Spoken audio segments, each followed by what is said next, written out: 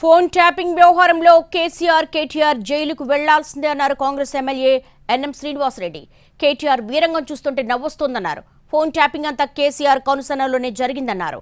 కేసీఆర్ కుటుంబం అంతా తీహార్ జైలుకు వెళ్లడం ఖాయమన్నారు ఎన్ఎం శ్రీనివాసరెడ్డి. కేటీఆర్ వారు చేస్తున్న వీరంగం చూస్తే నవ్వొస్తా ఉంది. మేకపోతు గాంభీర్యం ప్రదర్శిస్తున్న విషయం చాలా స్పష్టంగా తెలుస్తూ ఉంది. రేవంత్ రెడ్డి గారు నా వెంట్రుక కూడా పీకలేడు అంటున్నారు. అయ్యా కేటీఆర్ గారు, ఈ ఫోన్ ట్యాపింగ్ అంశంలో ఖచ్చితంగా మీరు మీ తండ్రి గారు జైలు పాలు కావాల్సిందే. పార్లమెంట్ ఎన్నికల తర్వాత కుటుంబం మొత్తం కూడా తీహార్ జైలుకు కవిత గారికి కంపెనీ ఇవ్వడానికి వెళ్లాల్సిందే. మరి ప్రభాకర్ రావు గారికి ఏ ఫోన్ ట్యాప్ చేయాలా, ఎవరి పేర్లు ఇరికియాలి అని చెప్పి ఎవరు చెప్తున్నారు? రోడ్డు మీద పోయే దానయ్య చెప్తున్నాడా? వరంగల్లో ఉండే మల్లయ్య చెప్తున్నాడా? ధృతరాష్ట్రుడిలాగా అన్నీ మూసుకొని కూర్చున్న ప్రగతి భవన్ గడిలో కూర్చున్న కేసీఆర్ గారు, ఇంకొకరు అహంకారంతో, మితిమీరిన అహంకారంతో విర్రవీగుతున్న యువరాజు, దుర్యోధనుడిలాగా ప్రవర్తిస్తున్న యువరాజు కేటీఆర్. అంటే ఈ ఫోన్ ట్యాపింగ్ వ్యవహారం మొత్తం కూడా బీఆర్ఎస్ పార్టీ పెద్ద కల్వకుంట్ల చంద్రశేఖరరావు గారి కనుసన్నల్లో మీ ఆదేశాలతోటి జరిగిందనేది ఎవరు కూడా కాదనలేని వాస్తవం.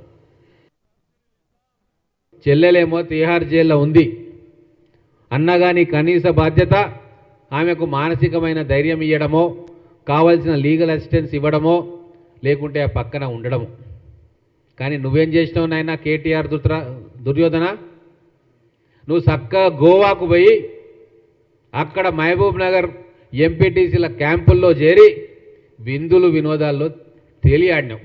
ఒక పార్టీ వర్కింగ్ ప్రెసిడెంటు, కాబోయే ముఖ్యమంత్రిగా మంత్రుల చేత కితాబ్ అనిపించుకొని నేనే ముఖ్యమంత్రిని భవిష్యత్తులో అని చెప్పినోడివి.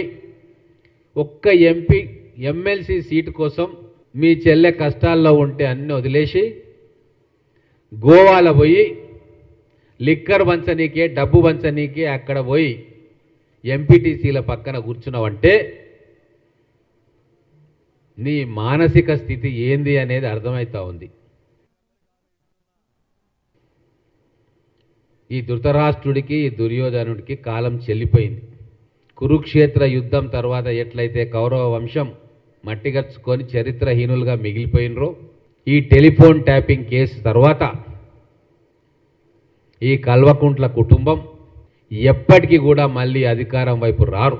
నియోజకవర్గంలో బీఆర్ఎస్కు వ్యతిరేకంగా పోటీ చేసిన బీజేపీ కావచ్చు, కాంగ్రెస్ నాయకులు అభ్యర్థులు కావచ్చు, వాళ్ళ ఫోన్ 100% ట్యాప్ చేసిండ్రు దుర్మార్గులు. సిరిసిల్లలో మహేందర్ రెడ్డి గారి ఫోన్ ట్యాప్ చేసిండ్రు, దుబ్బాకలో రఘునందన్ రావు గారి ఫోన్ ట్యాప్ చేసిండ్రు, వేములవాడలో ఆది శ్రీనివాస్ గారి ఫోన్ ట్యాప్ చేసిండ్రు. ఇట్లా ఎక్కడ అభ్యర్థులు గట్టి పోటీ ఇస్తారని అన్నారో అక్కడ అందరి ఫోన్లు కూడా ట్యాప్ చేసిండ్రు. ఇప్పుడు ఇంత చేస్తున్న విషయము సెంట్రల్లో కూడా కేంద్ర నిఘా సంస్థలు ఉంటే మరి వాళ్ళకి తెలియదా? వాళ్ళు కూడా కొన్ని వ్యక్తుల మీద ట్యాపింగ్ చేస్తున్నారు కదా, వాళ్ళకు కూడా ఏజెన్సీస్, ఇన్కమ్ ట్యాక్స్, ఈడీ ఇవన్నీ ఉంటాయి కదా.